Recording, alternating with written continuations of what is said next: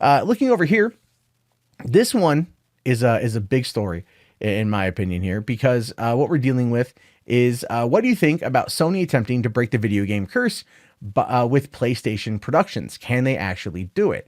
Now, this is a big development that happened earlier today, where Sony came out and it announced that they are doing PlayStation productions. This is real. Sony launches PlayStation Production Studios to adapt its video games into TV shows and films. It's not the first time Sony has attempted to go down this path. You might recall a couple of years ago, they announced a little show called Powers.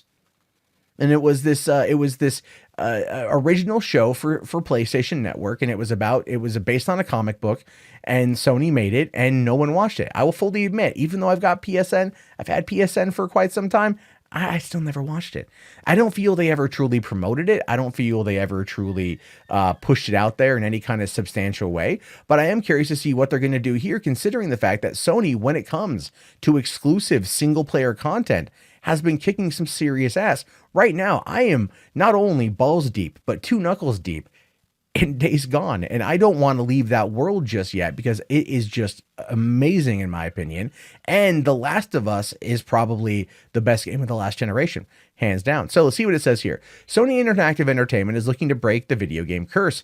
Video game movies may have had a bad track record in Hollywood, but it won't stop the video game subsidiary of Sony from launching its own production company, PlayStation Productions. The Hollywood Reporter broke the news that Sony Interactive is launching PlayStation Productions, a production studio devoted to adapting best-selling Sony games like Metal Gear Solid, Uncharted, God of War, The Last of Us for TV and film. That's nuts, man.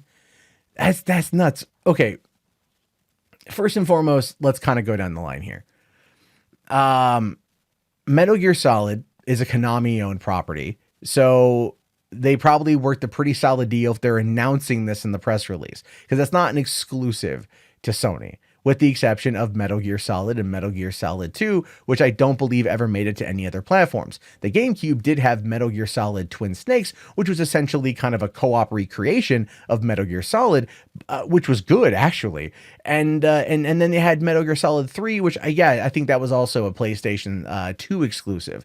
So there are things there, and I would like to see the Metal Gear Solid franchise adapted into being a movie or a TV show. But I'm going to be honest with you guys on this one, and I'll catch some crap for this 100%.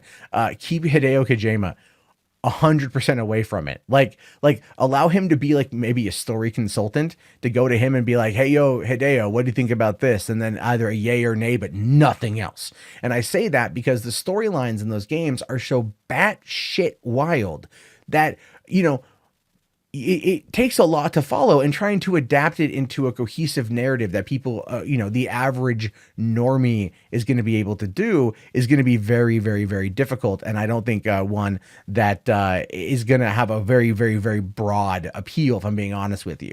Hype for the name alone will get people in the door, but a cohesive plot with good acting, anything involving David Hayter would be fantastic. But I wouldn't be surprised if if that one gets turned into a movie or a CG film.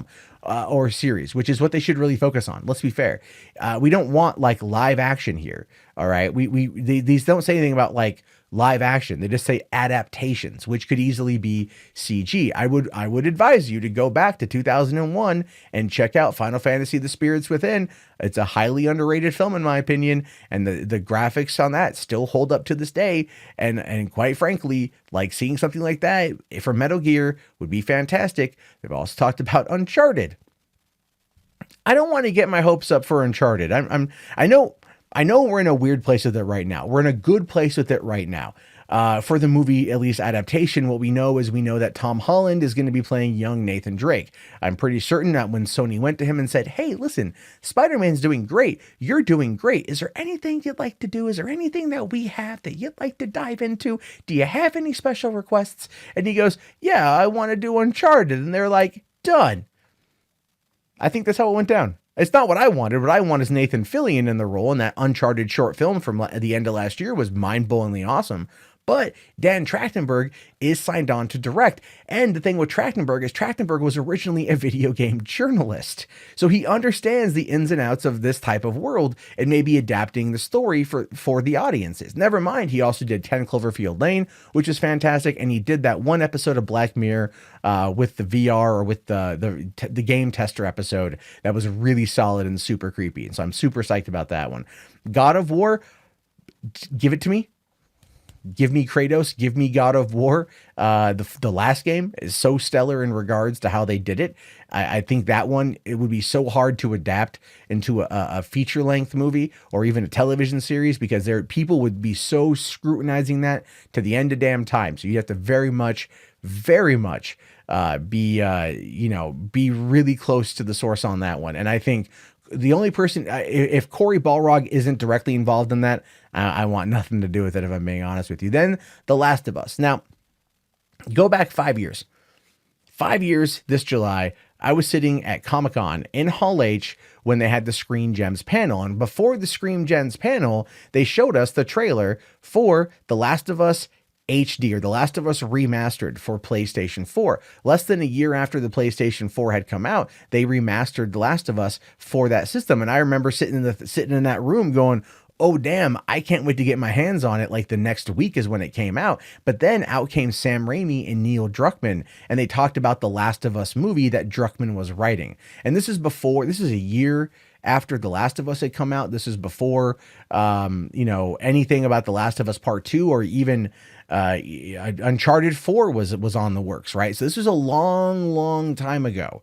And as a result of that, there's been nothing on it because apparently Neil Druckmann was like kind of hard to work with from what I read. He had a lot of ideas that just wasn't really meshing with the studio. And now that option fell through at Screen Gems and it's now back at PlayStation Productions, who wholly owns the rights to it. So we're going to have to wait and see what they want to do with The Last of Us now that The Last of Us Part 2 is almost done and should be coming out later on this year. They're going to have time to work then on this either TV show or this movie. And I would argue because of the way that Neil Druckmann writes, it's definitely going to be a TV show.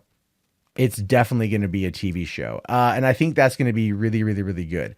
So we don't know where this is going to take us. They have to then figure out where they're going to publish this.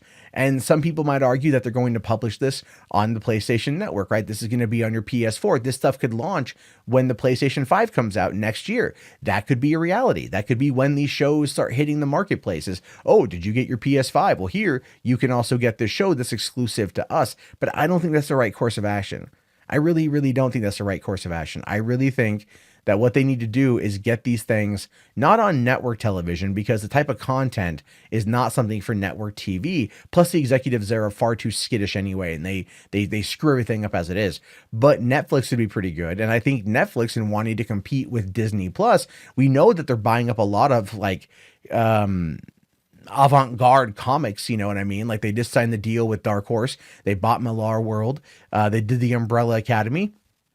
They got other things coming down the pipeline. It's possible that they might pick this up as a way to tie it in with their stuff. And here's the other thing with that too.